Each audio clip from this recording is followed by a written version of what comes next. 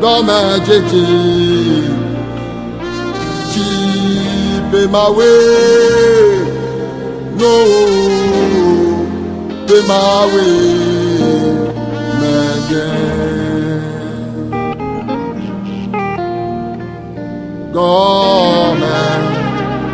Dome jeje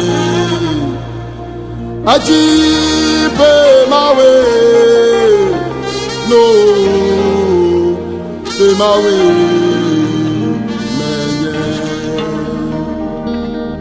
oh, nyame wadu, ye wacha bozo, nyanya yawa, nyame zomo, ye mecha motau, oh, Dome. Aji be my way, no be my way,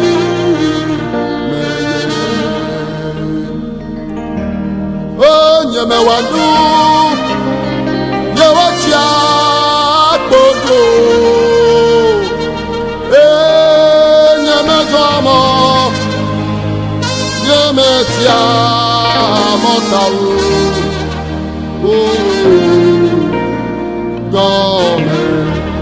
Dome jeje aji be my way, no be my way,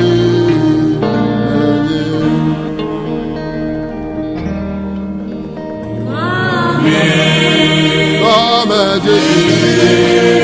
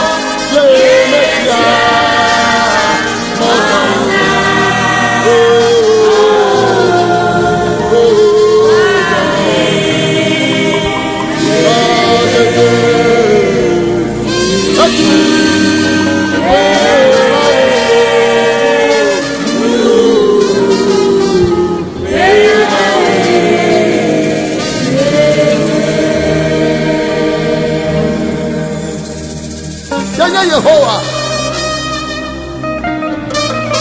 Mele do kunyesi Enyenye gome jeje Enyenye ji ayenye nu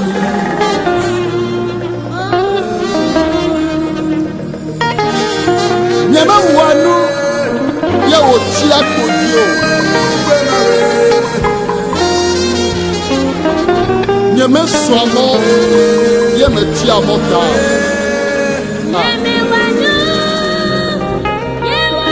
na ma jenare gomela me yaji aye me wanu oh Jesus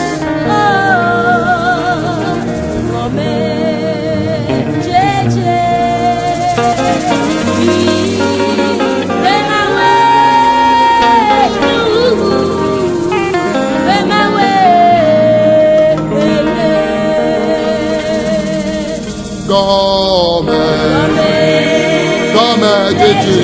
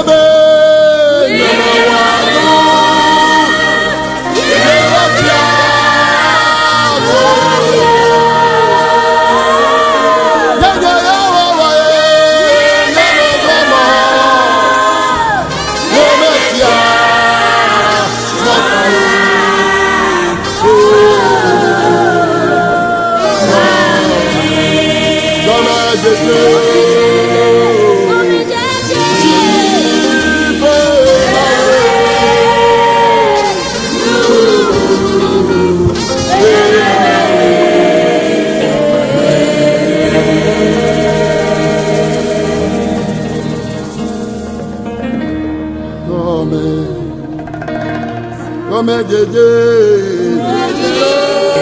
Ajibe mawe.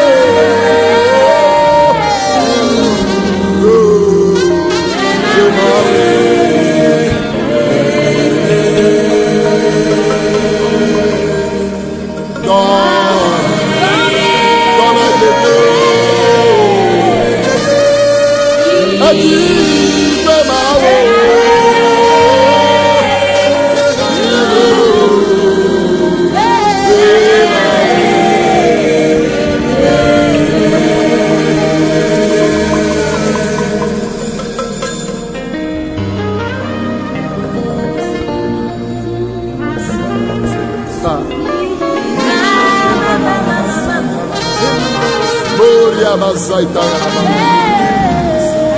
Robo Boria Masuya Darabaza Elema Boca Taya Darabaza. Oh Jesus.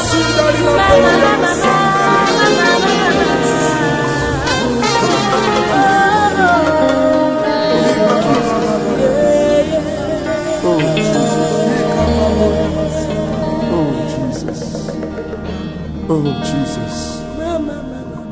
Oh Jesus.